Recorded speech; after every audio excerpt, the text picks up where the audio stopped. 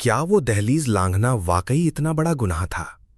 क्या एक बहू एक डॉक्टर के तौर पर भी अपने फर्ज से मुंह मोड़ सकती थी? और क्या सच में इस घर के नियम बाहरी दुनिया की जरूरतों से भी बड़े हैं?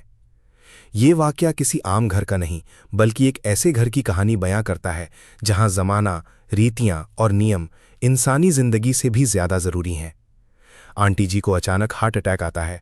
घर की बहुएं कविता और भाभी तुरंत हरकत में आती हैं। भाभी तुरंत डॉक्टर को बुलाने की बात कहती हैं, लेकिन घर की दादी जी का फरमान कुछ और है।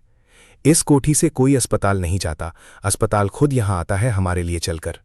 ये लाइनें चीख चीख कर बता रही हैं कि यहां बाहरी दुनिया का दखल बर्दाश्त नहीं।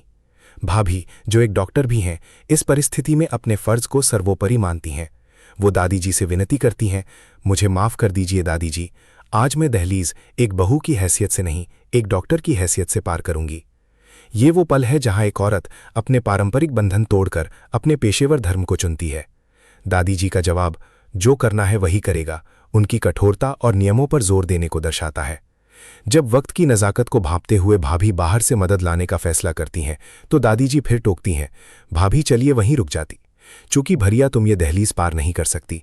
इसका सीधा मतलब है कि घर की बहुएं एक तय सीमा के बाद घर की चार दीवारी से बाहर नहीं जा सकती। ये शायद उन पुरानी सोचों का प्रतिबिंब है जहां औरतों को घर की लक्ष्मी माना जाता था, जो घर की चार दीवारी में रहकर ही शोभा पाती हैं। लेकिन भाभी का जज्बा और जिम्मेदारी का एहसास उन्हें रुकने नहीं देता।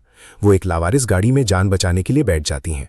यहाँ फिर कविता उनकी मदद करती है, जो भाभी के साथ खड़े होने का एक बेहतरीन उदाहरण है। भाभी के पति भैया भी अपनी मां की जान बचाने के लिए भाभी का साथ देने को तैयार हैं। हॉस्पिटल पहुंचकर भाभी और सिस्टर का संवाद डॉक्टर और नर्स की तत्परता को दिखाता है। डॉक्टर रूहानी की सूझबूझ से आंटी जी की जान बच जाती है। जब पंडित जी अपनी मां के बारे में पूछते हैं, तो पता चलता है कि आंटी जी कुछ दिनों से परेशान और दुखी थीं, जो शायद किसी गहरे सदमे का नतीजा था। डॉक्टर की सलाह उन्हें कोई गहरा सदमा ना लगने पाए, इस बात पर मुहर लगाती है कि मानसिक स्वास्थ्य भी उतना ही जरूरी है। अंत में जब आंटी जी को होश आता है और वो भाभी को अपनी नज़रों से दूर जाने को कहती हैं, तो ये दर्शाता है कि मन में कुछ ऐसा है जो वो आसानी से किसी को बताना नहीं चाहती। ये कहानी सिर्फ एक मेडिकल इमरजेंसी की नहीं, बल्कि घर के अंदरूनी रिश्तों, नियमों की जकड़न और एक औरत के जिंदगी बचाने के जज्बे की है। ये हमें सोचने पर मजबूर करती है कि क्या हम वाकई वक्त की मांग के हिसाब से बदल रहे हैं, या अभी भी पुराने जमाने की बेड़ियों में जकड़े हुए हैं।